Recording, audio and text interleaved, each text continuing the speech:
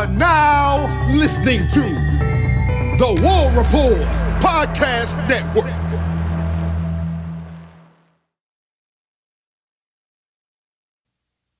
Week 4, the first game in the SEC as an SEC opponent in conference game. There are so many storylines that go into this game, this entire matchup.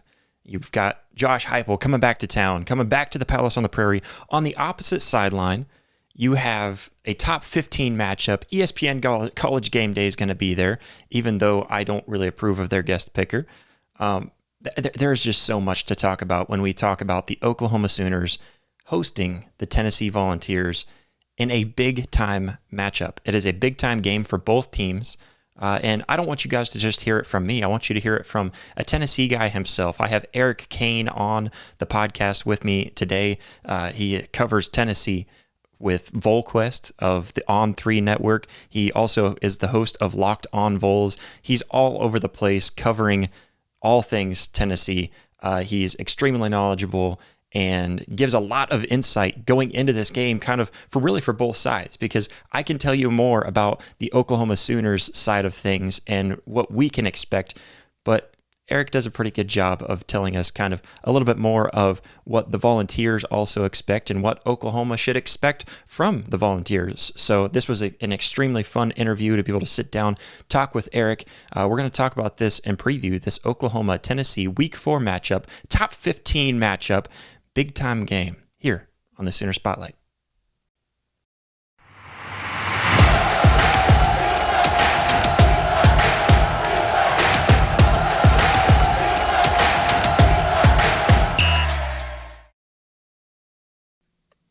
Sooner Nation, want to welcome in a very special guest. I've got Eric Cain here with Volquest, with On3 Network, and Locked On Vols, all things Tennessee.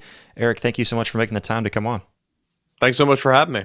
Yeah, let's go ahead and get into this. There's all kinds of storylines that go into this game. Of course, we've got Josh Heupel, the legend at Oklahoma, coming back to the Palace on the Prairie. And yes, us Oklahoma fans like to call it that. He's coming back. He's going to be on the other sideline for the first time ever in his life. And then on top of that, you have College Game Day, a top 15 matchup. There's, the fact that it's Oklahoma's first conference game in the conference of the SEC. So, there's so many storylines and even more. What storyline do you think stands out the most to you going into this game week? There's just so many different storylines, and it was almost annoying for me, like over the offseason, because we knew that the Heupel storyline was going to get beat over everybody's heads, and it was going to get annoying. But really, now that it's kind of game week, it's been really, really interesting to hear his comments, because I did not think that he would talk about it at all. And he did on Monday, and he was really good. Josh Heupel is a good guy and a good coach, in my opinion. He's been good to the media, but he is not good in front of a microphone because he doesn't care. So on Monday, when he got out there and talked about his time at Oklahoma, that kind of shocked us all. He was candid, and I thought that was really, really good of him. Thought it was really just good to see him answer those questions, because I didn't think that he would. But the Heupel storyline is really, really intriguing. I think overall it's the Oklahoma to the SEC storyline. What does Oklahoma look like in this new conference? I think that the Palace on the Prairie is going to be rocking, if you will. I think that it's going to be really, really interesting to see how the crowd and the environment kind of affects Tennessee on the road, because I don't think Tennessee in years past has been the best road team. All that. And then again, I like the story of the former five-star quarterbacks. Yeah. Again, it's hard to pick one, but I guess if I had to pick one, it'd be Josh Heupel going home. And I don't think over the offseason or the weeks leading up to this week I would have said that, because I was annoyed by it. But now that it's kind of here, I don't know. I've kind of enjoyed that storyline and how he's going to have to manage all that. Yeah, I'm right there with you. I thought the same thing kind of leading up to man, that's a really cool storyline, but I know it's going to be, just kind of beating a dead horse, just going back to it over and over again. But it surprisingly has been a good mixture, and I think you've heard it from both coaches. And the fact that Bob Stoops isn't talking at all this week is kind of funny, because I think that even brought out a little more drama than I think there really is. Yeah. Because I don't think there's any bad blood between Bob Stoops or Josh Heupel. Just from what I know, I think everything's just fine there. Professionalism. That's part of it. But getting into it, and looking at this, first off, I think this is a really fun game, and on social media, on this channel, this is actually a new channel, and so the fact that Tennessee, this being the first SEC matchup, we Sooner fans as a whole, I think we've all been extremely welcomed to the SEC by one fan base, and it's been the Tennessee fan base. So, I mean, it's kind of cool to think of this. Is there a way that there's such a thing as a friendly rivalry where we're kind of having each other's back outside of the weeks that we're playing each other? No, no chance. Tennessee fans are one in a million. Love them. They pay my salary. Yeah. Heart of gold. They'll good fans, but relentless. Yeah. And, you see Tennessee fans on social media all the time, and really just college football fans in general. And, social media fans are the 1%, right? I mean, they do not make up the whole, but my goodness, that fraction of Tennessee fans on social media is loud and relentless. And, yeah, I mean, I don't know. I would say no in terms of friendly rivalry, because I think Tennessee fans want to beat everybody by 100. Yeah. But certainly I can tell you this: when you're playing Alabama, when you're playing Florida, when you're playing Georgia, when you're playing Vanderbilt, Tennessee fans will be rooting for Oklahoma for sure. It doesn't matter what sport it is. Yeah, that's been the thing that I thought was so shocking, is because I get along with Tennessee fans just fine, and I think Tennessee fans kind of the same way. And it's like, man, this is such a weird game week, because even though we might respect each other, there's not really a whole lot of butting heads, and that's kind of crazy to me. But getting into the matchup, when we look at this matchup between the Sooners and the Volunteers, what aspect of the game do you think that Tennessee has the most advantage over the Sooners? Tennessee's defensive front against Oklahoma's brand new and injury-riddled offensive line. It feels like Jackson Arnold, he's made some mistakes, don't get me wrong. It's not all on everybody else. There's some accountability there for him, in my opinion, but it feels like he's not really ever gotten in a rhythm this year because he doesn't have weapons on the outside. He doesn't have a run game, and not having a run game, a lot of that has to do with not having an offensive line. I mean, you're replacing, as you very well know, 5 starters from a season ago, and there's been 7 different combinations on the offensive line, I believe, and when you don't have some consistency up there with at least some guys on the field, it's hard to find any rhythm offensively. So with all that being said, Tennessee's defensive line, I'm sure you've heard, Rodney Gardner will play 13 to 14 guys up front. Legit. I mean, that's no hyperbole. I mean, Tennessee will rotate 10 plus guys on the defensive line all game long. It's actually pretty incredible to see what his rotation looks like. And most of them are all veterans. They're all multi-year guys in the system. They get the defense. They get what Gardner and Tim Banks, defensive coordinator, are trying to do. You have James Pierce, who gets all the highlights or all the headlines, right? Because he's going to be a top 10 pick. But the defensive interior, and Omari Thomas, Bryson Easton, Omar Norman Lott, Elijah Simmons, David Hobbs, they've been so good this year. So I think that's a spot where, honestly, man, just based on what we've seen so far, if it keeps the pace, I mean, that's a spot where I think Tennessee will not only win that matchup, but as the game goes along, I could see Tennessee dominating in the second half up front defensively, where Oklahoma's offensive line. It's just because of the injuries and the newness and all that. And I think that's going to be a common thing for Tennessee all year long because of that defensive line. I think it's going to help it win some games in the second half. Yeah, definitely. And I figured that was going to be the one you bring up. And one thing I think for Sooner fans that we're kind of looking forward to, that we're a little bit more optimistic, even though, me being realistic, even on a good day, you're going to struggle against that defensive line. Like you said, You guys rotate 10 plus guys in and out. That's really tough to keep up with. And I think the only way you keep up with that is you can't rotate any of your guys out on offense and have to hurry up. That way they can't get any guys on and off. But Oklahoma does have 3 offensive linemen coming back into the game, 2 starters, and then you've got a backup center, which was one thing that Oklahoma was struggling with. So that's one thing I think Oklahoma fans can at least hang their hat on and say, hey, we might be a little bit better than we're anticipating. Another thing to factor in here, and I haven't even mentioned this all week, but I keep being reminded, it's going to be 100 degrees on Saturday. Yeah. And sure, the sun's going to go down, so it'll drop a little bit. I think it's going to be 90, 95, 96 at kickoff. It's going to, the feel like is going to be in the 90s all game long. I think it's going to be 87 when the game's over. It is going to be a scorcher Yeah. So for Tennessee's ability to, I mean, really, Tennessee rotates all over the board a lot, but and I'm sure Oklahoma does too. But Tennessee's ability to stay fresh and rotate all game long up front, I think, is just another benefit or another advantage Tennessee for that defensive line in this matchup. Yeah, yeah, absolutely. Talking about their advantages, but going on the other side, where do you think there's some weaknesses that Tennessee has going into it? And along with that, is there any particular strengths that Oklahoma has that maybe Tennessee not necessarily worries about, but looks out for going into this matchup? Yeah, I mean, I got to be honest with you, man. Like, I've got every matchup on paper. I do this, I help do a piece every week over on the site and kind of look at it, breaking down all the matchups. And right now, I don't have a matchup where I like Oklahoma more. And I'm not a homer. That's not my style in terms of reporting or podcasting or anything. I know I'm close to Tennessee's situation, so sometimes that can be skewed a little bit. I mean, coming into the season, I would say hands down Oklahoma's passing game against Tennessee's secondary, because we who cover Tennessee and Tennessee fans, we still don't know what Tennessee's secondary is. It's still very much unknown because much like Oklahoma's offensive line, Tennessee's defensive backfield, all brand new starters, all 5 of them. You like your corners. I think the corners are going to be pretty solid, but safeties are new. The nickelback is new. You just don't know, and they haven't been tested. There's been 3 passes in 3 games that have traveled more than 20 yards. Tennessee's secondary has not been tested. Now, granted, they benefited from that defensive line as well. So I think they're going to be tested on Saturday, no doubt. But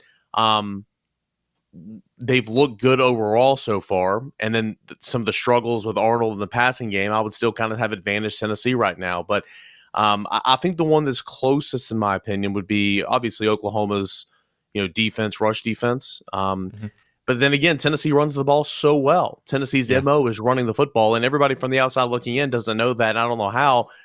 Josh Heupel's averaged over 200 yards rushing a game since he's been here. Like, Tennessee runs the ball well, and they pull guards and tackles and tight ends and centers, and they do so many different things. And I think Tennessee, what it does best is run the football, but I think what Oklahoma does best is shut down the run and load up the box and play pretty good football in the front 7. So I think that's a matchup that's really intriguing to me. I've got confidence Tennessee can run the football against anybody, but I don't think it's going to be super easy. I think it's going to be, Tennessee's going to have to earn every yard, because I think Danny Stutzman's a really good linebacker. I think that, not to the extent of Tennessee, but I think Oklahoma's got a ton on the defensive front as well that play well. So I'm intrigued to see that matchup. Dylan Sampson, Tennessee's offensive line, going up against Stutzman, Oklahoma's front 7. I think that's going to be a really intriguing matchup to see as the game goes along. If Tennessee runs the football, Tennessee controls the game, Tennessee has a good chance to win, in my opinion. If Tennessee can't run the football on the road, they don't win many games. So that's the matchup I'm looking at for sure. Yeah, that's definitely one I think I have down on paper that I'm most excited about, is just the run defense and how well they can hold up. Just because that's something that I think worries Oklahoma fans, and I think that's the reason why so many experts are picking against Oklahoma, is because we're not used to looking at Oklahoma and saying, let's see how the defense does. The defense is going to have to win this game. That's not in Oklahoma's vocabulary. They're not used to that. So that's definitely something that stands out a lot whenever you look at this new era of Oklahoma football. But are there any particular adjustments? Obviously, Tennessee has looked phenomenal so far this season, one of the best. There's a reason why they bumped up so much in the polls after performing the way that they have, hanging almost 64 points a game, not allowing hardly any points, like 4 points a game, something like that. So, just looking at how they performed. But with that also comes, with both teams, it's hard to really compare past weeks because both teams have gone against inferior opponents. So is there any adjustments you think Tennessee is going to try to make going into this matchup, obviously being the first true road game, and in a big environment that Oklahoma brings? Is there any specific adjustments that you think Tennessee is going to make coming into this game? They'll have a game plan, just like every team does. What that game plan is, we'll find out. I'm not in those meetings, privy to those meetings, but in terms of adjustments, I don't think so. Tennessee needs to, if I'm nitpicking here, some downfalls of Tennessee this year, some shortcomings, 2-minute offense, red zone efficiency. That dates back to a season ago, and Tennessee's been fine in that regard. overall this year, but you need to finish drives. I mean, Tennessee just needs to be doing the little things: run the football, finish drives, operate a clean offense on the road. I think Tennessee's gone to Athens a couple years ago and couldn't get a snap off because they couldn't hear anything. Tennessee struggled with the crowd noise at Florida a season ago. Again, new quarterback, some new players, and I hate to put the faults of one team 1 year on this team this year, but until Tennessee kind of proves that you can go on the road and win a big game. Tennessee hadn't won a big game since I had the date on me a minute ago. It was Tennessee at Georgia like in 07 or 06, I want to say. But Tennessee has not won a big game on the road against a top 15 team in quite some time. So I just think they're going to have to try to buckle down on those type of things and try to put it behind them and go out there and just play some football. So adjustments, I would say no. Just focusing on the little things that allow you to go out there and play your game and to not put you behind the sticks. I think it's going to be imperative for the offensive line and Nico to get together on that sideline when kickoff is happening and when it's really, really loud and kind of go over, okay, can you hear my voice? Can you hear the clap? Do we need to go silent count? Like kind of work through those things. And I'll be intrigued to see how Nico handles all this. I mean, that part about it is a complete unknown. That you're talking about storylines earlier. I didn't even mention this one. Like for Nico, he said in fall camp, like, hey, I like to play road games. I mean, that's cool, but you've never, ever, ever played a road game. So we don't know how you're going to perform. You play 2 neutral site games.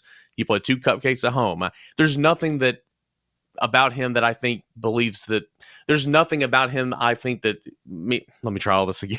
There is nothing that I have seen so far from him that doesn't think he can't handle that environment. But he's just, that's a complete unknown because he's never done it. So that is something I'm going to be really, really intrigued to watch on Saturday as the game goes along, especially the beginning. Yeah, going on the road to Norman is a little bit different than going on the road in high school or even backing up to Pee Wee days, and stuff like that. So I did think I was going to bring that up. I thought that was kind of funny that he mentioned that, but I think it's his mindset. I mean, he's got a good mindset, right? Yeah, he's definitely. even keeled, never Super too mature. high, never too low. Mature.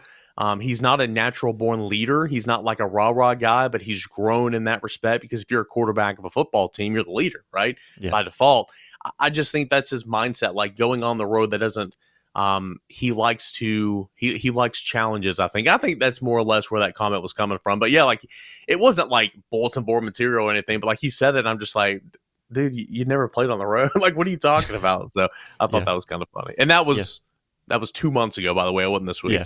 Yeah, just in case anybody's wondering. Yeah, I know, but it was funny because I was thinking kind of the same thing you are. Like, man, I'm not doubting you, but yeah, I don't really know where that's coming from. Going on, so most expert predictions, I saw predictions anywhere from Tennessee winning by 15 to Tennessee winning by 20, by 30. I mean, the predictions are not in Oklahoma's favor. And on top of that, over 67% of sports bettors, last time I checked, which was a couple nights ago, over 67% of sports bettors are putting their money not on Tennessee to win the game, but to cover the spread, that 7-point spread. I believe it went up to 7 points at this point. And just looking at it overall, it feels like, even though nobody wants to come out and say it, Oklahoma has no chance to win this game. That's kind of the way that Oklahoma fans feel when we hear talking heads talk about this game, because like I said, they're not just picking Oklahoma to lose, they're picking them to lose by double digits in most scenarios. So going to the prediction time, what is your prediction for this matchup? And no hate here, no shame thrown at you, even if you do pick Vols by 30, because I get it. I understand. Yep. You can only play the teams that are on your schedule. These players, these coaches didn't pick the games, right? Kent State was the worst football team I've ever seen in my life. I think, I pick whatever football team you've seen in a movie and they can give Kent State a run for their money. I mean, it's just, it was bad. NC State, you thought, I mean, there's people coming into the year that thought, I mean, it was obviously a top 25 team, but people coming into the year that thought NC State had a true chance to win the ACC and go in the college football playoffs. Maybe that's still the case, but right now I don't think NC State's a very good football team. No. And Tennessee just beat the crap out of them, right? It's just I don't know, but there was a lot of hype going into the season. And then UTC is an FCS opponent, and Chattanooga, and I think it's a really good one. In fact, it's one of the better, FCS teams in the country, but it's still a level down. So, I mean, my point is, like, Tennessee hasn't played a really, really good team yet or quality of competition. That's going to change here on Saturday in terms of just Oklahoma is going to be by and large the best team Tennessee's seen. I think I'm a lot like the talking heads. I like Tennessee to win. I like Tennessee to cover. I don't like Tennessee to win by 30. I don't, earlier in the week, I was somewhere around Tennessee winning by like 20, but I've kind of gone down a little bit. I think my prediction was 35-20. So Tennessee winning by 15, a couple touchdowns. I just think going on the road, it's never easy. It's really never easy because there's just so many different factors. There's a couple of unknowns here. I do think there's a Josh Heupel thing. I know they're going to show a tribute video of the 2000 team, and of course he's going to have a part in that. I know he's going to see a lot of family and friends who are in town, and just being back in that stadium. I mean, how could you not be emotional if you're Josh Heupel? There's a challenge there for him to keep his composure and make the main thing, and I think he'll do that just fine. But there are a couple of different circumstances that have kind of talked me down a little bit. And I think if Tennessee goes and gets off to a really good start, which Tennessee typically does under Josh Heupel, it can take some air out of the stadium and really kind of help. But if Tennessee goes in there and, punts the first few possessions, maybe lets up a score, maybe gets started a little late, I don't see Tennessee. I see Tennessee eventually, drawing even and then taking over the game, but I don't see Tennessee running away with it. So I think Oklahoma is much better than what it's shown to date this season. I think it's only going to get better. I think Jackson Arnold's a fine quarterback. When he, Nick Anderson getting back, when he continues to get healthy on his side of the football, I think he'll get even better. And I like that defense, but I don't think it's going to be Oklahoma's day. I got Tennessee winning by 2 touchdowns at somewhere around 35-20 or so. I like that much better than what I've seen, because I've seen 40 points, 50 points. I'm just thinking, well, pump the brakes. I know Tennessee's offense is really good. I get that. Yeah. But they haven't, nobody can argue that they've faced a defense even half as good as what Oklahoma's put on the field. So, and on top of that, just some extra guys that are coming into the game. I know we have, the biggest one on defense that I see, we've got our cheetah coming back. That's Kendall Dolby. That's one that I'm hopeful that we hear his name called plenty. That's how I think Oklahoma wins, is if they do kind of keep that in a dogfight. And 35 points is right where I put Tennessee overall when I was talking about this and previewing this game earlier in the week too, just because they are a really good offense, and it's going to be hard to slow them down. And Josh Heupel is strategic. We know that as Oklahoma fans, and that run game is crazy. You guys have 2 running backs over 250 yards. So it's crazy, and it's a really good offense. They're going to put up some points, and I think Oklahoma fans can just expect that. Let me ask you this, as I take over your show and throw you a question. Go ahead. So is Brent Venables calling his defense? I know it's his defense. Is he calling the plays? No, he's not. He's actually given all the calling abilities over to Zach Alley, which has been really impressive this year. Okay. Obviously, he plays a big hand in the game planning and all that. I recognize all that. But if you're Venables and his DC, how are you trying to slow Tennessee down? In my opinion, you're not gonna completely shut down one thing and make it completely one dimensional. But we've seen it happen before. Pitt did it a couple years ago, and George has done it a couple of times against Tennessee. But I guess, are you putting this game on the shoulders of a young quarterback in Nico, meaning load the box, shut down the run, make Nico beat you over the top? Or are you trying to drop your backers, make everything and allow Tennessee to run and try to defend the run with a light box? Because again, that run game kind of starts everything for Tennessee. So if you're Oklahoma, how are you going about defending Tennessee's offense? I laid it out this way. I went back and looked at who has had the most success stopping, and you brought it up. Who's had the most success stopping Tennessee's offense? Maybe not necessarily stopping them, but slowing them down. And it's Kirby Smart. How does he do that? He puts 5 in the box. What you do is you rely on your DBs to make sure that they just focus on coverage and coverage only, and that those 5 in the box are going to have to stop the run. You do not want that run. It's dangerous play too, right? Because if the running game is as good as it's proven to be so far, and it busts through those 5 guys, and your DBs aren't paying attention to the run, which they aren't supposed to, then all of a sudden you break off. We saw that against Georgia a few years ago. Was it last year or the year before, with a huge play right off the bat in the run game. First years of the game, 54 yards, Jalen Wright Yeah. touchdown. Yeah. So I mean, it's one of those things where I think you just have to find the right defense that's going to work, and I think the right defense would be stacking that box with 5 and expecting the other 6 guys to pick up their slack on the other side of the ball, or on the other and back end of the field. I think Oklahoma's got a pretty decent defense, and I think it's going to be pretty good by season's end. But I mean, it must be nice if you're Kirby Smart to do that. Yeah, put 5 in the box, and you guys handle the run. Not many. No one else in America can do that because no one else has the toys to play with like Kirby Smart. Yeah, exactly. And that's the tricky thing. And I do think that I agree with you. I think Tennessee, when you look at it on paper, which stats don't tell the whole story, right? They just tell you a portion of the story. But when you look at it on paper, I do feel like Tennessee has the upper edge on just about every single aspect of the game, outside of maybe the wide receiver core getting some fresh legs back, with Nick Anderson, Andrel Anthony possibly. He's been kind of a weird injury to me, why he hasn't been on the field, because he's been quote unquote 100% the entire time, but only saw a few plays in the first game. But with that, I think the wide receiver cores against the secondary is the only place where Oklahoma matches up well against and maybe wins the competition against the Tennessee secondary, but it's really easy to hide a secondary with your defensive line. So it's a very tricky matchup. It's hard for me to pick Oklahoma to win this game. It really is. The only way I see Oklahoma winning this game is if they hold Tennessee to 25 points, and that's really hard to do. So I was thinking if you can hold Oklahoma to 24 or below, I think you're winning this game. Yeah. We kind of had that conversation earlier in the week. So I mean, Tennessee doesn't need to be perfect. Style points, style points go.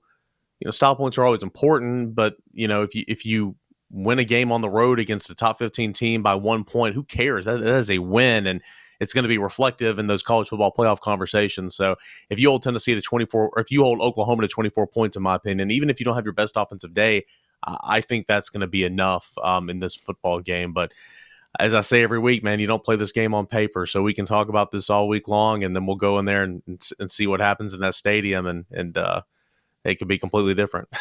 yeah, definitely. It's going to be a fun one. I think if it's a defensive battle, I think it goes towards Oklahoma. And that's the only way I see Oklahoma winning, is if you put it out there and it's defense against defense. But if it does turn into anything over that 25, I think it's going to be hard to watch, to expect Oklahoma to score 30 against Tennessee with an offensive line that's banged up and everything. But Eric, again, I want to thank you for coming on. Go ahead and tell my listeners where they can find all your stuff. Yeah, at _Cainer on X. I tweet out everything I do. And, of course, Locked On Vols, if you want some more insight of Tennessee football from a volunteer perspective, go check out the podcast. All my shows this week at Locked On Vols on YouTube and wherever you get your podcasts. And, of course, check out my work at Volquest.com. It's the Tennessee affiliate of the On3 network. Awesome. Well, I'm really looking forward to it. It's going to be a really fun matchup this Saturday. Yep, should be a good one, man. Thanks so much for having me. Absolutely. Hey, Sooner fans, did you enjoy this video? Well, go ahead and hit that like button and go ahead and hit that subscribe button. What are you doing if you've made it this far and haven't already? You should be able to find that subscribe button over here. And then if you want to see full episodes, we've got those up here and clips right down here. So go check that out. But we thank you all so much for all the love, all the support. We'll catch you next time. Boomer.